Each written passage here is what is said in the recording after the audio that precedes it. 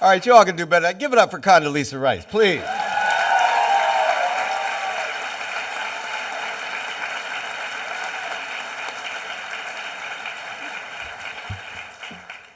The woman flew from Korea to San Francisco, got off a plane, hopped on another plane to come to Boston, just so she could give this lecture. Give it up one more time.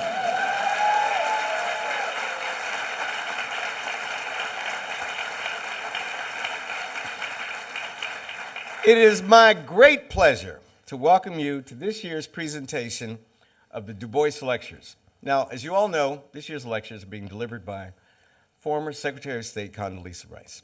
Dr. Rice comes to us this evening from Stanford University, where she's the Barbara and Thomas Stevenson Senior Fellow at the Hoover Institution. Now, the Du Bois Lectures are named for the greatest black intellectual of all time, William Edward Burghardt Du Bois, the first African American to earn the PhD in the history of Harvard. In fact, Dr. Du Bois, after earning a bachelor's degree in 1888 from Fisk, earned 3 degrees from Harvard: an AB in 1890, a master's degree in history in 1891, and the PhD in 1895. Between 1896 and 1963, he published 22 books. 22 books. And he held himself and others always to the highest level of intellectual achievement and political engagement. It's quite fitting then for Dr. Rice, who has risen to the highest reaches in both the academy and in politics, to deliver the 30th in our Du Bois Lecture Series. The Du Bois Lectures recognize scholars and thinkers who have contributed in profound ways to African American and American culture and society. On behalf of the Du Bois Institute, I'd like to thank the Kennedy School of Government's Institute of Politics for opening your doors to us and hosting Dr. Rice's first Du Bois Lecture. Dean David Elwood, my dear friend, will introduce Dr. Rice formally, so I'll turn this over to him. David Elwood has served as the Dean of the K School and the Scott M. Black Professor of Political Economy at Harvard for 6 years, and it has thrived under his leadership, and it is our pleasure to be in his house. Give it up for David Elwood.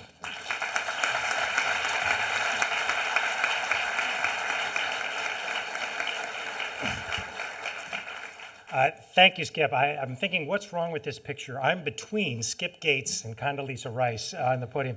So I will try to be reasonably brief on something that's enormously difficult to do. Madam Secretary, welcome back to Harvard. It's a great honor to have you here.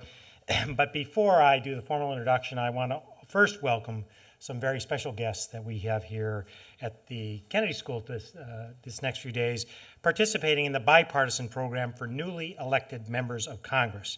First established in 1972. I would be very grateful if the 25 new members that are here, if you could stand up, and so that we can thank you. And by the way, we're counting on you.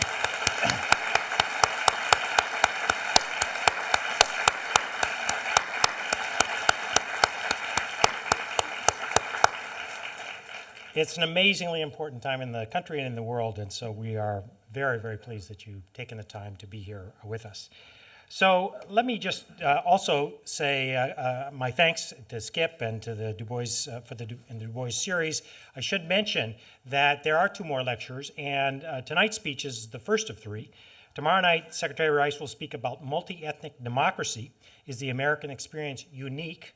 And then on Thursday, she wraps up her series with a talk called Why Democracy Matters: Education, Empowerment, and the American National Myth at Home and Abroad. And both of these speeches will take place at Asquith Hall and are done in conjunction with the Harvard Graduate School of Education. So my thanks to them and to Secretary Rice, also the Institute of Politics. This is as complicated a logistical set of activities with all the different people as you can imagine. So I want to also thank Senator John John Culver, who's the head of the Institute of Politics, as well as Noelia Rodriguez, Sean Turney, and Jeff Barnes, all for their fine work. If you could give them a hand as well. They do every night. They make the forum happen.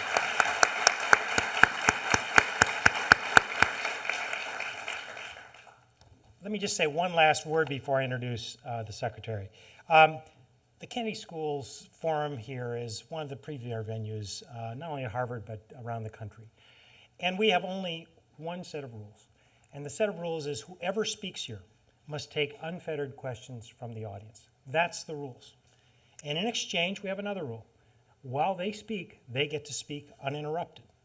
And so I would just, if anyone chooses to violate those rules, I'm afraid we'll have to ask you to leave. This is a remarkable opportunity here, and people will have their opportunity to ask questions afterwards. Now with that, I think everyone will want to hear every word, because Condoleezza Rice is the Thomas and Barbara Stevenson Senior Fellow on Public Policy at the Hoover Institution. She's a professor of political economy at Stanford School of Business and a professor of political science at Stanford University. Now that all by itself seems like a mouthful, but it's trivial compared to her true accomplishments. You know, I think all of the interesting problems of the world cross boundaries. They cross the boundaries between business and government and civil society. They cross boundaries among different ethnic and racial and religious, and they cross barriers across national borders. We have someone that has played in every one of those areas and has always done so with grace and with thoughtfulness and integrity. From 2005 to 2009, she served as the 66th Secretary of State of the United States. And prior to that, from January 2001 until 2005, she was the President's National Security Advisor. She was, prior to that, at Stanford University, where she served as a provost from 1993 to 1999. I'm not sure which job is harder, being the provost or being the Secretary of State. Maybe she can tell us about that. And she was also at the Hoover Institution both from 91 to 93, and again after she served as provost until 2001. But as a professor, she won 2 of the highest honors, the 1984 Walter J. Gores Award for Excellence in Teaching and the 1993 School of Humanities and Sciences Dean's Award for Distinguished Teaching.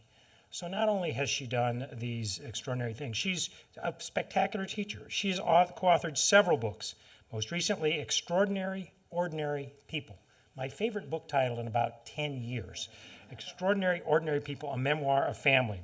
Germany and Unified Europe Transformed, a study in statecraft with Philip Zelikow, the Gorbachev era, 1986, and so on. In addition to all these remarkable things, she's a member of several boards, including Chevron Corporation, the Charles Schwab Corporation, Transamerica, and so forth. She's on the International Advisory Board of J.P. Morgan. Well, that's really not enough to do because she's also a founding board member of the Center for a New Generation, an educational support fund for schools in East Palo Alto and East Menlo Park. And those of you that have been to Palo Alto know how critical and vital that kind of activity is. She's on many other activities ranging from the boards of the Commonwealth Club, the Aspen Institute, the John F. Kennedy Center for Performing Arts, Boys and Girls Clubs of America, and the like. But of course, she's best known because she's a very accomplished pianist. She has performed with Yo-Yo Ma. Though she is herself a chamber musician, she's also said to be a big fan of Led Zeppelin. Is that right?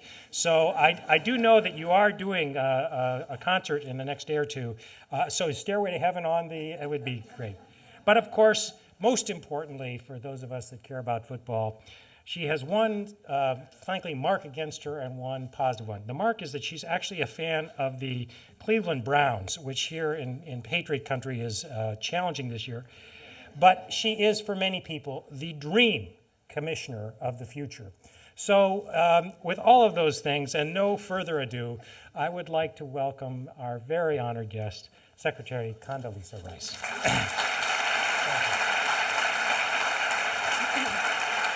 Thank you very much.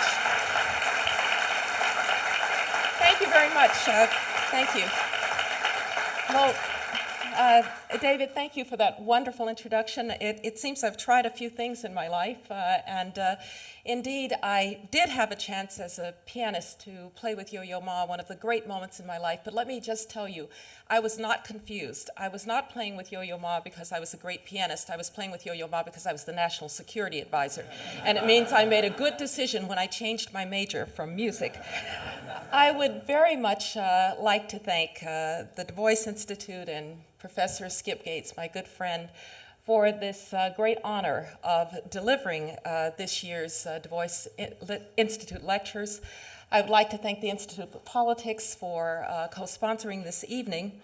And I'd like to thank you for all being here and engaging in what I hope will be a great dialogue about issues that face us in international politics and at home. But as I thought about what I'd like to talk about in this series of lectures named for the great Black American intellectual activist W.E.B. Du Bois, I thought about the spirit of the man. And it occurred to me that this was someone who, throughout his life, struggled in a very real way with the relationship between Africa and the Black diaspora as he saw it. He struggled with whether or not success was possible for Black Americans here in the United States in what were clearly very trying times, and his journey from the Northeast into the Deep South, of course, hardened his beliefs that perhaps Blacks could not succeed, as he witnessed for the first time when he went to Fisk University, the really ugly side of racism. He nonetheless explored issues of whether or not a Black Renaissance might be led by the talented 10th. He was always looking for some way to make it work. You could talk about the concerns that he had. What of Africa? He explored Pan-Africanism. What of capitalism? He explored communism. And what of democracy and political representation and political rights for its most aggrieved citizens, the descendants of slaves? W. Du Bois was a complicated man with complicated views. And I think we only do justice to his memory in trying to understand not just how his complicated message and complicated views looked for the times in which he lived, but how do we think about those messages for the times in which we live? And so I've chosen to talk about three interrelated topics over the next few nights. I'm going to start talking tonight about Africa, where Du Bois perhaps would have started and where he, of course, ended his life in Accra in Ghana. I want to talk about the evolution of American policy toward Africa, the ups and downs in our attempts to come to a policy that both reflected our interest and our values. Tomorrow will talk a little bit about multi-ethnic democracy, because it seems to me that this concept of multi-ethnic democracy, that citizenship can somehow be divorced from ethnicity and nationality, is a modern concept of citizenship, and where else is that taking hold? And then on Thursday, I'd like to return home and to look at perhaps some of the questions that would have challenged and engaged Du Bois about education and the narrative in the United States that it doesn't matter where you came from, it matters where you're going. And I want to warn you, I have a family story that I think fits right into that thinking of how education and the narrative about coming from humble circumstances and doing great things, how that narrative has unfolded in American democracy. So now to the question of U.S. foreign policy and the continent of Africa.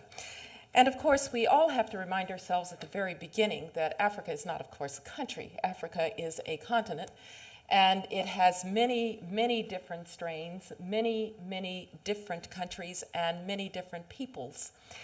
And yet, it shares a history, with the exception of Ethiopia, of colonialism, a history on both coasts of the continent, and having had a slave trade in which, of course, the United States and Europe benefited.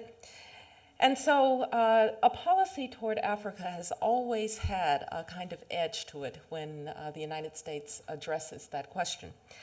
Now, whenever I start a discussion of American foreign policy toward any place, I start by reminding us that when we try and think of American foreign policy as simply about interest, that is, a balance of power, realism, as the realist school, as political scientists would talk about it, where really it doesn't matter what's inside a state, it's just the balance of power between states that matter. When we talk about American foreign policy only in those terms, we miss the fact that the United States is actually a deeply ideological country. Deeply ideological in almost everything that we do, and most certainly deeply ideological in foreign policy. And I don't just mean ideological in the sense of the competition with the Soviet Union, though I will get to that in a moment, something that I studied as a young scholar, but really ideological in the sense that America is first and foremost an idea. We are not bound together by religion. We are not bound together by ethnicity. We are not bound together by nationality. We are bound together by an idea. And that idea has permeated and penetrated American thought and American action. And so when we think only of balance of power, we create a straw man for American foreign policy. But of course, no foreign policy, particularly that of an important country, can exist simply on the basis of ideology alone as well. America is therefore both an idea and a superpower, and together the ups and downs, the ins and outs of making those two strains in our foreign policy work together go very, very far back into our history. As a matter of fact, back to the beginning of our history, when Thomas Jefferson thought that, of course, the United States' only allies could be countries like France, which were republics, and of course he was shot down by the Federalists who believed that we had a more natural ally in Great Britain. So these strains go very far back in American policy. The tendency is stronger sometimes one way or the other, but in any given era, they exist side by side. And because the United States, particularly since the end of World War II, has had vast impact on the world and vast impact on peoples around the world, how we play out those two strains in our foreign policy has mattered. It has mattered greatly to the development of the international system, but development to the lives of individual people. Now, going back to the years of the Cold War, I think you can argue that policy toward Africa was pretty unabashedly reflecting the U.S. rivalry with the Soviet Union. In fact, the tendency was more toward that argument about balance of power. Categorization of African countries came in a sense of whether or not they were anti-communist, whether or not they were willing to provide stability against the march of communism. It, of course, had its benefits in that it gave the United States a forward base, if you will, for its policies and for its views of how the world ought to come out. But of course, it had tremendous cost too. Most assuredly, it had great cost in South Africa, where the United States was late to come to an understanding of what was actually going on in South Africa with the fight against apartheid. And I can tell you that those scars still remain toward South Africa. When I dealt with U.S. policy as secretary, for instance, with South African leaders, I found a strange little quirk in our law that dated to that time. It turns out that many members of the ANC were actually on the U.S. terrorist list. And they were still on the U.S. terrorist list when I became secretary in 2005. Now, you think about this, people like Nelson Mandela and the leaders of the ANC, and you wonder, why would this be the case? Because, of course, in the context of anti-communism of the 1970s, 1980s, and certainly earlier, this was how South Africa was thought of. I remember the embarrassment of learning this and learning that this meant that any time one of my colleagues, including the foreign minister of South Africa, wanted to come to the United States, there were extraordinary visa procedures that we had to go through. I then set about, with President Bush's support, trying to get rid of this, and it took us more than a year to finally get this removed from the U.S. books. And so there were costs to this view. There were costs also in places like Angola, where the United States, of course, took the side of Jonas Savimbi. Of course, Savimbi did not win that war, and we've paid a cost in Angola and in the Horn of Africa. So there were costs. And now, it's interesting how deeply ingrained this was. I did my master's thesis at Notre Dame on the international economics side. And my master's thesis was actually, for those of you who are studying here at the Kennedy School, a great big regression that tried to explain the granting of Soviet and American aid to the Third World. And as I did the regression, the number one explanation for why the United States or the Soviet Union would grant aid was if the other did in some co-located country. So we tried in Africa to literally produce these client states that could compete with one another. The next most powerful explanation was ideological. If a country called itself communist, it was going to get Soviet aid. If it called itself capitalist and, quote, democratic, it was going to get American aid. And so it was very real, this competition in Africa out of the competition with the Soviet Union. Now, obviously, with the collapse of the Soviet Union, the redefinition of American interest had to begin. What were we going to do with no Soviet Union to compete with across the international community? But for a while, U.S. interests tended to lack clarity. The post-Cold War period went on for a really long time.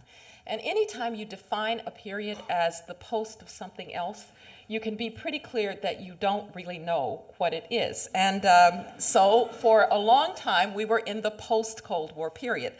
Now, Africa in this post-Cold War period slipped more and more from the agenda. And the events in Somalia of 1992-1993 were in a way a kind of warning not to go there, and probably explain in part the inaction for which many leaders now who were in positions of authority at the time, the inaction in Rwanda, which haunts people who were in positions of authority at the time. And I have a lot, frankly, a lot of sympathy for those who did not act in Rwanda, because even though in retrospect it was a tremendous genocide, even though in retrospect one wonders why the collective international community didn't do something, one can imagine the decision-making at the time. What were you to do? How were you to do it? It must have been very, very difficult indeed. But indeed, one of the saddest things that I saw as secretary was when we went to Rwanda, and they have there a genocide museum, and there was a note that had been found in the rubble. And it was from a little boy, about 8 years old, and it said, "Don't worry, the UN is coming." Well, of course, the UN never came. 1996 was also the low point for U.S. aid to Africa in 3 decades. And Africa fell into, in the U.S. National Security Strategy of 1996, the humanitarian category, meaning that we would deal with Africa as a noblesse oblige or as a humanitarian issue. It wasn't a matter of U.S. and African interest in common. It was certainly not even an issue of values. It was an issue of dealing with the humanitarian crises that were starting to affect the continent. Now, in 2001, we did want to, when President Bush asked me to be his foreign policy chief, we did want to begin to redefine policy toward Africa, but quite frankly, it was also principally still around a humanitarian agenda and a development agenda of a rather mild sort. You might remember that President Bush in the debates, the second presidential debates in 2000, supported debt relief for Africa. 4 months after he was in office, we helped to set up the Global Fund for AIDS Relief with a $200 million contribution from the United States, and so on and so on.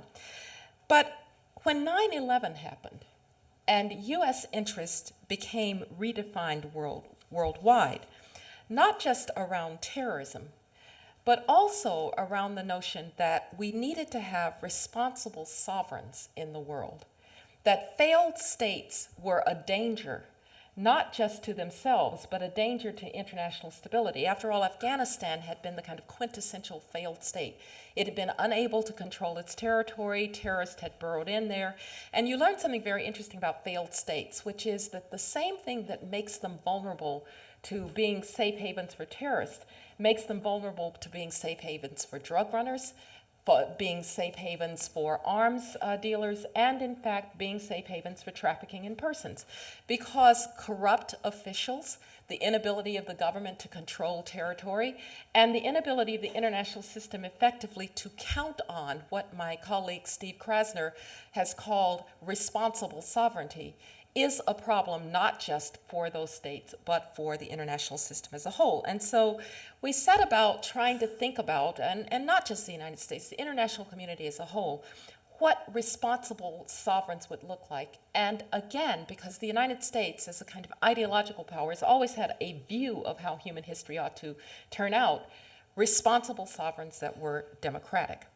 Now, Africa, in this larger framework then, several problems present themselves. First of all, there's the issue of conflicts that are raging across the continent, and whether it is the DROC and the Great Lakes and efforts to bring an end to that conflict, or in Liberia, where in 2003, Charles Taylor was running amok in Liberia. I will never forget the pictures on the front pages of the New York Times of 13 and 14-year-old boys with AK-47s there on the front pages. And a decision then in July of 2003 to call for Charles Taylor's ouster, and then a sometimes little remembered fact, the United States actually sent 100 Marines to secure the ports and the airport during the time that Charles Taylor was being ushered out. But it was, in fact, one of the first real examples of cooperation between the United States and the then called the Organization of African Union. The OAU actually put forward peacekeeping forces under a Nigerian general and together secured the country with American Marines so that Charles Taylor would leave. I remember the pictures as if it were yesterday of Obasanjo and Kufuor of Ghana literally escorting him on an airplane in Mbeki of South Africa. I remember holding my breath till the plane took off. But in fact, Charles Taylor was gone. The UN then put in place a transitional government that then led 2 years later to the election of Ellen Johnson Sirleaf. And of course, perhaps the most important effort at conflict resolution, the 2005 CPA, the Comprehensive Peace Agreement between North and Southern Sudan, an agreement that was somewhat eclipsed by what would happen in Darfur, but an agreement that ended decades of fighting between the North and South that had cost literally millions of lives. But it was not just ending conflicts, it was the issue of building these responsible sovereigns. And in 2003, this idea of a Millennium Challenge came about. The idea there was to reward those states that were investing in people, fighting corruption, and who were engaging in democratic governance. And the United States of America made big bets on these countries. U.S. aid in 1996 was $1.65 billion. In 2008, it was $7.2 billion. So a threefold increase in assistance to Africa. Large bets, the assistance to 18 countries, 11 of which were in Africa, $870 million for Tanzania, for instance, $450 million for Ghana. So big bets on those states that were governing wisely. And of course, the compassion agenda, malaria, an effort to eradicate at least one half of the malaria cases in the world, and the best known, the President's Emergency Plan for AIDS Relief, where $15 billion in the initial grant and then over $50 billion now from the United States. And so emerged, I think, a vision for a democratic functioning Africa that could be more prosperous, that could take advantage of the African Growth and Opportunity Act, which had been signed by the Clinton administration, to give Africa a place in the international community of states. And for the most part, we started to see the emergence in Africa of democratic leaders, mostly in smaller states, who were making a difference for their own people, who were governing in a way that was not corrupt, and who, perhaps most importantly in the African context, were willing to give up power when their terms of office ended. Kenya, for instance, turned out, despite tensions there in 2007, 2008, to be a good story as Kenyan democracy actually triumphed despite a very bad election. But of course, there were many challenges: Sudan and Darfur, AU capacity, the big states of Africa, South Africa and Nigeria, unstable and incapable of really leading. And we had a few missteps, like the creation of AFRICOM, which was supposed to be a command for Africa that was just going to help Africans train for peacekeeping forces. And it was never meant to look like a command for Africa, but unfortunately was misinterpreted as a kind of recolonialization of Africa. It still exists. It exists under a very fine African-American general named Kip Ward, but AFRICOM never quite got off the ground.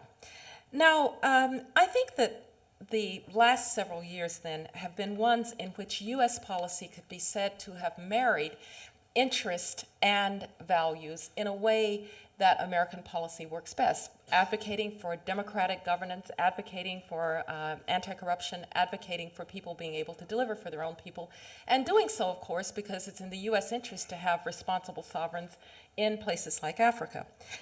But let me just close with a couple of comments about some of the challenges ahead as that model tries to continue. And I think, by the way, it has been the model that is also there for the Obama administration. First of all, can this view of Africa survive the economic downturn through which we are all going? An economic downturn, by the way, that has not had a very devastating effect on African economies. African growth rates have been relatively stable. But where is the money going to come from for continued assistance to African governments that are doing the right thing? What is the debate going to look like in the US Congress or the German Parliament or the European Parliament about the role of development assistance in creating responsible sovereigns with the economic mess in which all of the developed world finds itself? What, too, will happen with the rise of another power in Africa, and that is China? China's role over the last several years in Africa has escalated quite quickly. Now, I think you can argue that mostly it has been a policy that is a-ideological and rather mercantilist. It's really been about the search for resources to fuel the 12% growth that China needs to grow 25 million jobs a year, which is what Hu Jintao told us he needs for, quote, the harmonious society in China. So you can see that for China, this is essentially a resource play. But what does that mean for Africa? What does that mean in terms of governance? What does that mean in terms of the demands that China is or is not willing to make on African leaders in terms of corruption or the like? And just one little vignette that was not a happy one. During one of the last trips that I took, I was in Ethiopia, and I was sitting with President Mellish, and we looked out, and there is this huge palatial building being built. And I said to him, "What is that?" He said, "Oh, that's the headquarters for the new headquarters for the African Union." I said, "Oh, it's quite good looking." And he said, "Yes, the Chinese have built it." And I couldn't help but think that for the African Union, which actually has trouble putting peacekeepers on the ground in the DROC, the building of a palatial new palace headquarters in Addis Ababa seemed a bit misplaced. Nonetheless, China will be a factor, and the question is, will the international system, and more importantly, will African leaders hold China accountable for the kind of assistance that is given? There is some backlash against the tendency for the Chinese to let contracts and then bring Chinese labor to execute those contracts rather than bringing labor on the ground. So I think that the future for U.S. and indeed developed world involvement in Africa is a bit cloudy. Nonetheless, I think that you can make the argument that in practical terms, it is extremely important that the United States and others stay on this course. It's high time that Africa stopped being a place of high potential. It's been a place of high potential for a really long time. It's more than time that that potential be realized. It's also high time that Africans, as they are trying to do, take responsibility for where Africa is going and deliver for their people. You will not have democratic governments in Africa for very long if they cannot deliver for their people. But particularly from the American point of view, I want to close with a comment that goes back a bit to W.E.B. Du Bois. You know, I was in Africa several times, and each time as I went to some place where perhaps my ancestors might have been, I found myself feeling that I was going home to a place that I'd never been, if you have that sense, if you've ever been to some place that was like that for you. And I said in a speech to an AGOA forum that I thought that the United States of America had, starting with President Clinton and then through President Bush and now with President Obama, finally come to terms with the fact that the United States of America was built as a country with the stolen sons and daughters of Africa. After all, we came to this country as founding populations, Europeans and Africans, Africans in chains. And this realization, this recognition that the stolen sons and daughters of Africa had been fundamental in the building of this country was important not just in our willingness and our desire and our obligation to help Africa, but it had been very important to the coming to terms with the American idea as well. After all, ironically, the founding documents of the United States that promised equality for all, the founding documents that said "we the people," of course, didn't mean me when that was said. And it was the descendants of those very stolen sons and daughters of Africa that would redeem America in the civil rights movement and would redeem America in making those words true and would redeem America in making it finally a union in which we could finally say "we the people" and mean all the people. And somehow that psychic connection between Africa and the United States, I think, is extremely important. That's why I hope, despite all of our problems, that Africa will not again fall from the radar screen. It is important, not just to the diaspora here, but it is important to the American idea that that redemption continue. And perhaps that's what W.E. Du Bois was really saying. Thank you very much.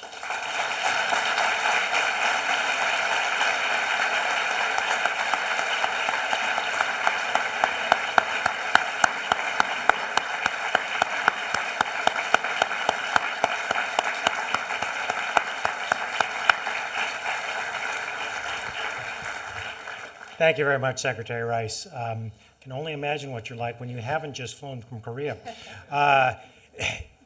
We now have time for questions from the audience. There are 4 microphones, one right here, another up there, a third there, and a fourth there. I'd encourage you to spread around since I'll just go around. There are 3 rules for a good question at the Kennedy School. The first is that you identify yourself. The second is that you keep it short and it contain one thought. And the third is that it end with a question mark. And so with those 3 missives in mind, let me start right here. Thank you, Secretary Rice. I don't know if this is on, but Josh Zagorski, Harvard College, I'm a senior. My question is, should international law allow mercenaries to operate in Africa and the rest of the world, and why or why not? Well, depends a little bit on the definition of mercenary. In fact, if contract workers, the like, contract security, I know there have been concerns about that. But I think the real problem with mercenaries, for instance, being hired to do the hard work in a conflict, is that they're unaccountable. And in the 21st century, accountability of governments to their people is something that ought to be at the center of any choices that we make and any solutions that we come to. It's one reason that when it came to what might we do for peacekeeping forces, not just forces that would come from other parts of the world, but forces that would themselves come from Africa, we kept it firmly tied to governments, not to some more ubiquitous point of view. I don't know that international law or the international system can do much about it when actually mercenaries do operate, but since they're unaccountable, probably not a good idea. Next question is right up here. Thank you, Secretary Rice. My name is Sagal Abshir. I am a mid-career student here at the Kennedy School. You mentioned the U.S. experience in Somalia in 1992-93, and then in 2001, the need to really look at the issue of failed states and try to, I guess, ensure that they weren't around. I guess given that Somalia is now coming on, 20 years of failed state, and that the U.S. is struggling with how to engage with it, what do you see as the future of that and what can Somalis do? Yes. Well, in order to have any chance to help a failed state heal, you have to have a plausible indigenous governing body. And it's why, whether it is Afghanistan or the Balkans, people look first to, or Liberia, people look first to some kind of transitional government. And the problem in Somalia has been that it has been extremely difficult to get that done. I spent a lot of time, I went to Addis Ababa to a summit to try and bring a Somali government in and give it regional support. I mean, one thing that you can do to substitute for the strength of a government like that is you can give it regional support. But of course, then you get into problems between Eritrea and Ethiopia because the region is not very stable. I still think that the best bet for Somalia is to continue to try to work toward some kind of transitional government that can slowly build authority. There is some concern about whether with such a weak government you should, for instance, train security forces. But I see no other option but to train security forces for a government like that, or you will have, as the gentleman said, mercenaries, or you will have regional powers constantly poking in. And finally, as much as Ethiopia is a problematic state, you've got to work with Ethiopia to try to bring some stability in that region. It's really too early to even talk about economic development for Somalia because there's no government there with which to work. And so I think those efforts are really the ones that are going to have to continue. And perhaps Somalis can come together around that. There's been talk from time to time that perhaps Somaliland should secede or whatever. I see that as just more trouble. I think you have to try and build a central government there. Right up here. Hello. I welcome you to our school. Thank you. And I guess some of us really wanted to meet you and have a lot of questions for you. WikiLeaks is the news of the day, and apparently it shows that Americans know the fundamental roots of terrorism and Al-Qaeda to some of its very close and friendly states. And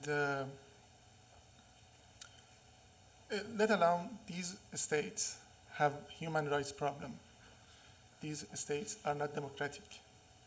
And I remember those days that you had transformational democracy strategy in Middle East, and you were in power.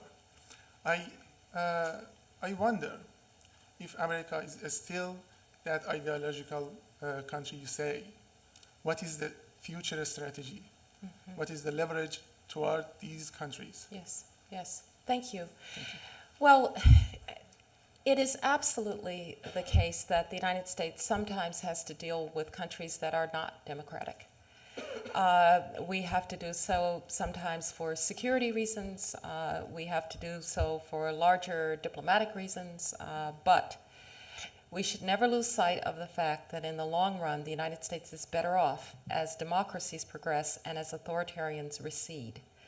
And that means that even if you are dealing with authoritarian states, you ought to be doing everything that you can to encourage change and to empower those who might bring change. So that, for instance, the efforts in the Middle East, I think, have been helped tremendously by support for civil society, support for women's groups, support for environmental groups, support for university groups, support for students coming here to the United States to study. One of the big problems after September 11th was we virtually cut ourselves off from student exchange, and it was a big mistake. And we tried to rebuild that, and I think it's begun. But you should never lose sight of the fact that in the long run, your interests and your values are going to have to come together. Now, in some states, like Yemen, for instance, which is a very important front on the war on terror, we had a lot of tensions with Yemen, not just about the war on terror, but about issues of democracy. And we were forthright with Yemen about the need to improve its human rights record, despite the fact that it has an insurgency in both the north and south. And I think that that's the way that you have to be. But unfortunately, the United States is not an NGO. And so it is never going to have pure policies in terms of dealing only with democracies. That won't work. When you are dealing with authoritarians, particularly if they are your allies, though, you owe it to the people who may be trying to build indigenous support for more democracy to support them in any way that you can and to consistently advocate on their behalf with the governments with which you're dealing. Right over here. Thank you, Secretary Rice, for being here. My name is Kiki, and I have a question and a comment. The question is, what's the benefit to the United States of America to have responsible sovereign states in Africa? And the comment is in relation to Africa not being a continent or not being a country, but yet it seemed or it came across throughout your talk as if Africa is actually a country, because the presentation really was Africa, each time Africa versus Ghana, Nigeria, and etc. Thank you. Thanks. Well, the benefit to the United States of responsible sovereignty is, I think, first and foremost, the benefit is to Africans of responsible sovereigns in Africa, because those are countries, for instance, that can deliver on food for their people, can deliver on education for their people, can deliver on health for their people. So that's the first and most important goal. But for the international system, not just the United States, but for the international system is built on the expectation that you will be able to govern and you will be able to control your borders, for instance. Now, we know that that's imperfect in most places, but some places are much worse than others.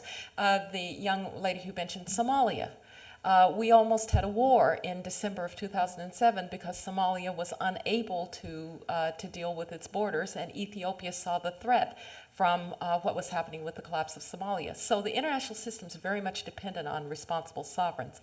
That, in addition to it being good for the peoples.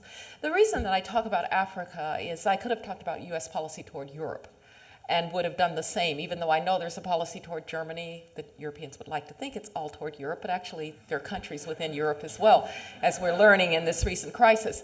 But on Africa, one thing that we tried to do with, for instance, the Millennium Challenge was to differentiate in Africa by whether or not a country and its leadership was governing wisely, whether it was investing in its people. So Ghana got a $450 million plus grant from the United States. Not true of countries that did not have that profile. And so you're right that you have to deal with African countries on their own merits. You also have to deal with them on their own circumstances. But regionalization is happening all over the world. It's not just in Africa. It is true that the Organization of American States is trying to have a more regional approach in Latin America, that the European Union has taken regionalization, of course, to its most highly articulated level. So I don't think that there's anything wrong with Africa trying to act in unity through the organization of, through the African Union. But you're right that anybody addressing Africa in terms of policy needs to be very aware of the different histories, the different peoples, and the different circumstances in which you are dealing. Right over here. Yes. Dr. Rice, thank you so much for being here tonight. I'm Katie Peters. I'm a master's candidate here at the Kennedy School. I'm a security studies person, so if you'd like to comment a little bit on growing terrorist networks in North Africa, I'd love to hear it. But more in the spirit of your speech, I'm also a tech geek. Some of the real areas of innovation we've gotten to see are actually crowdsourced crisis response. Shahidi came out of violence in Kenya after elections that you alluded to. Mobile money is really growing beautifully, both in Kenya and Nigeria these days. You're talking about looking forward, and you're working with both politics and business right now, and I dare ask this at the School of Government, but what sectors and what areas are you seeing the most room for hope, and where would you be investing right now with your time and energy? Well, I'm an academic, so investment Time is and a energy. long-term prospect. Look, I think that the most interesting question right now for all governments around the world is, can you mobilize human potential in a way that gives full flight to its creativity and its ability to innovate? And I happen to live in a place that is very innovative and very creative. I live in Silicon Valley. And what's remarkable about it is that people keep coming up with new ideas that when you look at them in retrospect, you think, oh yeah, of course. But if you'd looked at them at that moment, you would think, that's never going to work. I mean, who's ever going to need to have their own personal computer? What a dumb idea that is. Who's going to need to have a street here. Pardon me? Some of that happened just down the street. Yeah, here, 128 is a great, look, Route 128, Silicon Valley, Austin, there are real pockets of this around the country. The interesting thing for us sitting here in a great university is that they often are places that can connect the innovation and the creativity and the just pure brain power of great universities to that desire to commercialize and make money. It is actually one of the great benefits of capitalism to be able to draw on that innovation and creativity in a very real and very fast way. I have no idea where the next great frontiers are, but one of the wonderful joys of being provost of Stanford was that I used to read the faculty files that would come through, and you get to read the files that are at the cutting edge of every technology, and you look at what people are imagining, not just in the information technology, social media, and so forth, but what they're imagining in biomedical research and what is happening with the ability to take personalized medicine from what we learned from the human genome. I mean, it is endless what the human mind seems to be able to do. For a school of government, the interesting question is, what governing systems are most going to unleash that creativity? And I'll take my bets on free societies. I'm very often asked, when will China surpass the United States in terms of global economic and global political leadership? Because if you do it global economy, you'll do it politically as well. And I almost always end with the following question to people who ask. China is a tremendous miracle. I was there in 1988. The streets of Beijing were a competition between a few horse carts, a few cars, and a lot of bicycles. That's not Beijing today, so it's an amazing place. But ask yourself this, can a country that is so terrified of the internet that it is hacking into people's computers to find just that last human rights advocate lead the knowledge revolution? And I don't think so. So from the governing point of view, I'll take my bets on free peoples given the opportunity to give full flight to their imaginations. And because I'm not a techie, I have no idea where those imaginations are going to lead them. Right up here. Yes. Secretary Rice, my name is Samuel from Ghana, where Dr. Du Bois spent the last few years of his life and made an impression on the country. But my question concerns Southern Sudan. Yes. On 9th January 2011, Southern Sudan will have a referendum. Much of the discussions and the negotiations happens when you were National Security Advisor or when you were the Secretary of State. We had a similar situation between Eritrea and Yes. Ethiopia. And there were a lot of expectations. These expectations died soon after the referendum and Eritrea's independence. I want to have some assurances from you that during the Southern Sudan negotiation, which I know you play a very good part in, did you consider the Eritrea experience and made some mechanisms there that we are not going to see a renewed tension, a renewed hostility between Southern Sudan and then the main Sudan after 9? Yes, June? well, it was certainly thought of that the prospect of a referendum on separation in 2011 had the prospect for violence and for a rather chaotic outcome. That was certainly thought of. Nonetheless, it was believed, and I think rightly, that without that prospect of the referendum and a decision as to Southern Sudan's future, it was not going to be possible to get a comprehensive peace agreement that would allow the killing to stop and allow people to begin to try to develop. Of course, the mechanism that was put into place was to build a unified government for that intervening period, which was to try and deal with some of the more difficult issues that were not, frankly, dealt with in the negotiations themselves. For instance, the distribution of oil revenue, there was a basic formula, but precisely how it was going to be done was left to further negotiations, particularly in some of the most sensitive oil-rich areas. So there was a lot of work to do between 2005 and 2011, and I do have to say that I think that the problem in Darfur tended to, it didn't set aside what was being done in the CPA, but it certainly turned the attention of the world and the governments away from really moving that CPA those interim arrangements forward. And so now we have very little time to make those arrangements work. I know that the Obama administration, and particularly Susan Rice at the UN, is very much active in, and their envoy for Sudan, very much active in trying to move those issues forward. But there is no doubt that we lost a lot of time between 2005 and 2011 in trying to tie down all of those aspects that were left unresolved with the negotiations when they ended in 2005. I have to say, too, I think the Southern Sudanese leadership has recovered from the death of John Garang, but it took a while. And now I think there's a good leadership there that's doing its very best, but time is running out.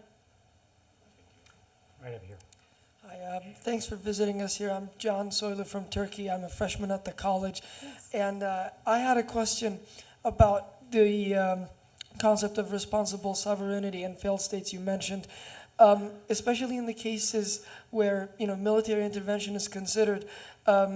People raise questions of legitimacy, and there are those people out there that ask, what gives the U.S. the right to do this? And often it's the Security Council or procedures through the UN.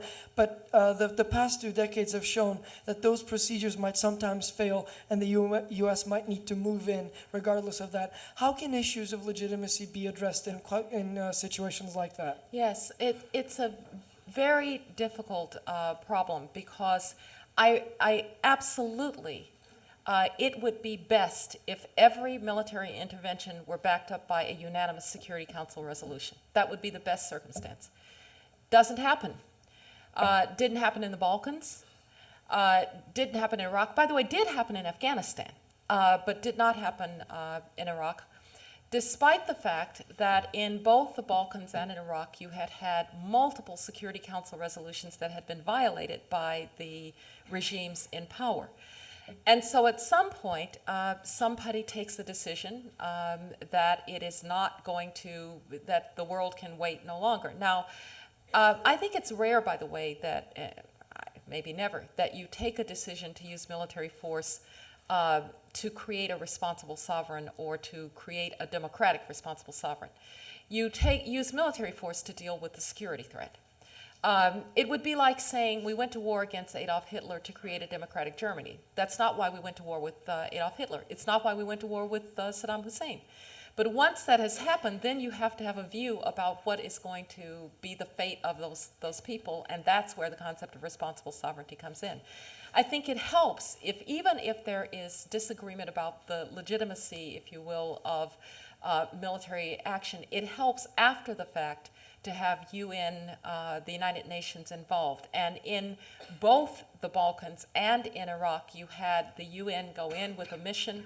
The UN has overseen elections in Iraq. I think that's been tremendously legitimizing for the emergence of an Iraqi government. And so given that the Security Council isn't always going to act in concert, it's probably the case that sometimes you're going to see post hoc legitimation as the Security Council agrees to deal with the longer-term consequences of whatever military action has taken place. Thank you. I'm afraid we have time for just two more questions. Will be this one and this one. We'll start here to the right. To the right. There you are, okay. Thank you. My name is Nabiha Sashdina, and I'm a master's student here at the Kennedy School. You mentioned in your speech the value of democratisation, and through your experience, you've obviously been involved both in more overt methods of democratisation and the more measured ways of doing so. And I'd just be interested to hear your perspectives of the relative successes and challenges of those two methods, and whether there is still a case for overt democratisation going forward, and whether that's likely to be an ongoing feature of US foreign policy, particularly given sustainability concerns. Yes, thank you. I personally think that overt advocacy for democratization is extremely important. Now, the danger with overt democratization or overt advocacy for democratization is that people can easily interpret it to mean that you think it's going to happen tomorrow.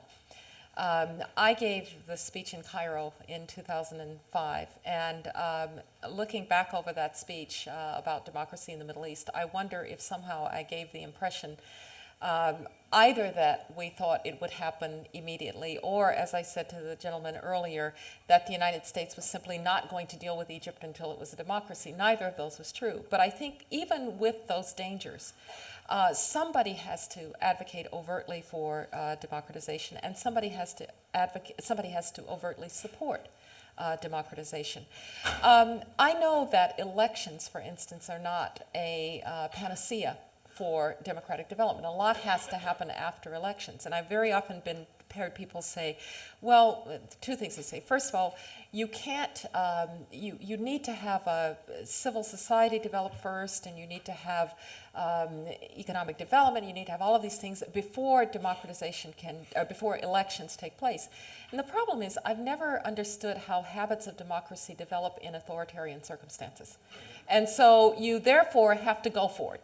And sometimes those elections will even produce, from the point of view of US interest, bad results, like the Hamas victory in the Palestinian parliamentary elections in 2006. Nonetheless, is the answer then that the Palestinian people then ought to have to wait until somehow some magic thing happens so that those elections will come out in a different way? So I favor overt democratization. Now, it is absolutely the case that some things are better done quietly. And I worry, in the news of the day, that some of the people with whom the U.S. and others work more quietly in extremely difficult circumstances to try to bring about change may be exposed if, in fact, their names are leaked all over. People take risks to bring democracies to their own country. So sometimes it does have to be quiet. But for the most part, I think there's nothing wrong with the overt advocacy of democratization. This will be the last question. Yes. Well, thank you, Dr. Rice, and thank you, Dean Elwood, for having my question. My name is Cheney Yoon. I'm from South Korea, studying public policy here at the Kennedy. I was just in Rwanda this past summer, where they boast the world's highest female representation in parliament. And you today talked a lot about democratic governance. And I was wondering, where do you see women's role in enhancing democratic governance in Africa? Yes. And along that line, what would your one advice be for young women in politics, Yes. who will carry the adjectives like the first, the second, and so on, and who possibly represent certain minority group. Yes. Thank you. Yes. Well, let me start with the last. First of all, I am delighted that there are young women who want to consider politics. Public service there's nothing quite like public service.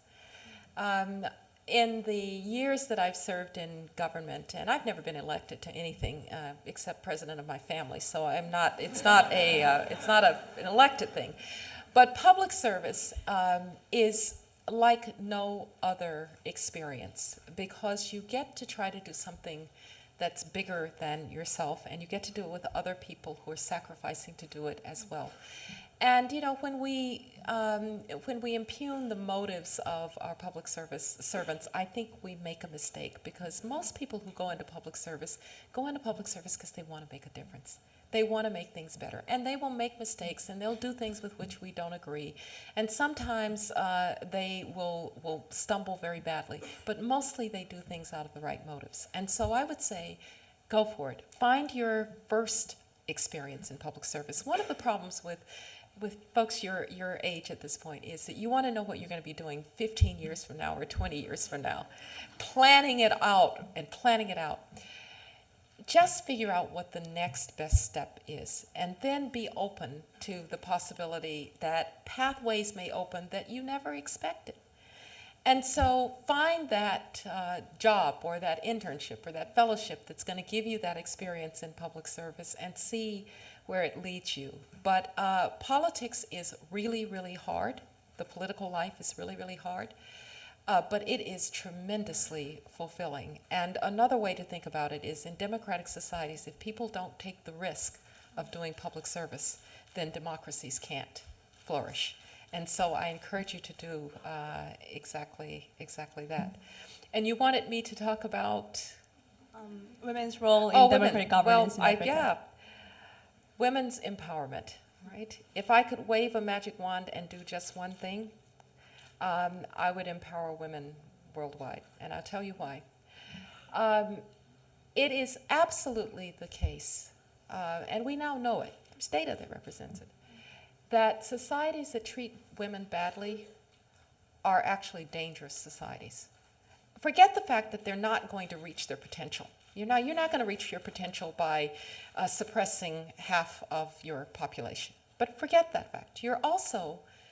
They are dangerous societies. Something's wrong when a society mistreats half of its population.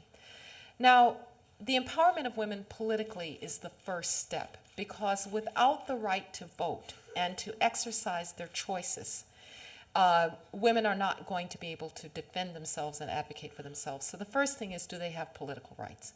And in most of the world they do, but in some of the world they still don't.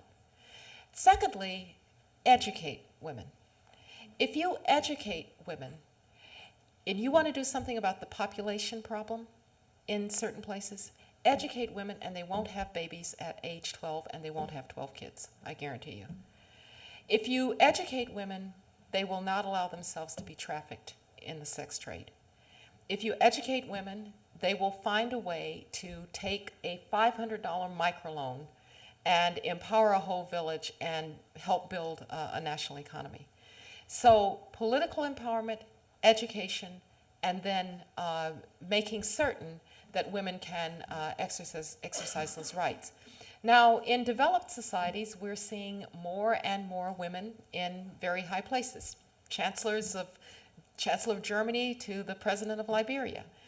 And I guarantee you, there will be an American woman president before too long, because you're starting to see women in the pools from which we take our presidents. Americans elect their presidents from governors and senators.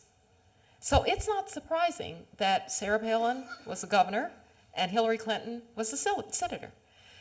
We will start to see women move into those positions in developed societies. But even in places that are not developed and places where women have not been empowered, they're making their move. Women have the right to vote in Kuwait, and they gave me a wonderful T-shirt. It said, "Half a democracy is not a democracy at all," and I thought it was a great saying. But even in those places where it seems quite dark, I'll tell you a story. You know, people have asked me, what's it like to be Secretary of State and go to countries where women are second class or worse, like in places in the Middle East? Well, I can assure you, if you're Secretary of State, they get over it pretty fast because they really don't want to tick off the American Secretary of State. But quite apart from that, I remember one particular meeting, and Megan O'Sullivan is here, who worked with me on Iraq, with a Shia cleric in Iraq, a very conservative man who couldn't shake my hand because I was a woman. And at the end of our meeting, he said, "Oh, but you know, I'd really like you to meet my 13-year-old granddaughter." I thought, okay. And out comes this little covered girl who says that she wants to be foreign minister too. And the amazing thing was the degree to which her grandfather just beamed, right? So even for these extremely conservative men, maybe there's a different place that we're going with women. So I think it's a very hopeful future for women. It's a very hopeful future for democratic politics, but it's an especially hopeful future if women and democratic politics come together. Thanks a lot. Thank you.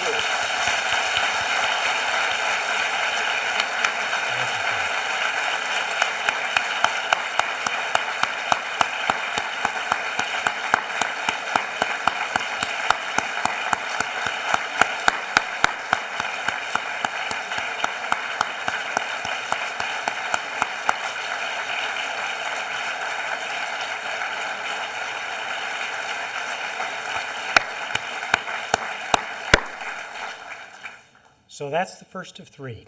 Tomorrow night, Secretary Rice will speak on multi-ethnic democracy. Is the American experience unique? That's going to be at Asquith Hall. I think your call to service is particularly appropriate given that we have a group of people that have responded to that. I look forward to seeing you tomorrow morning. And I also want to thank Skip Gates for not only what you've done for this university, its students, and its faculty, but for the country and the world. And most importantly, I want to thank our guest, Condoleezza Rice. Thank you all. Have a wonderful evening. Thanks for being here.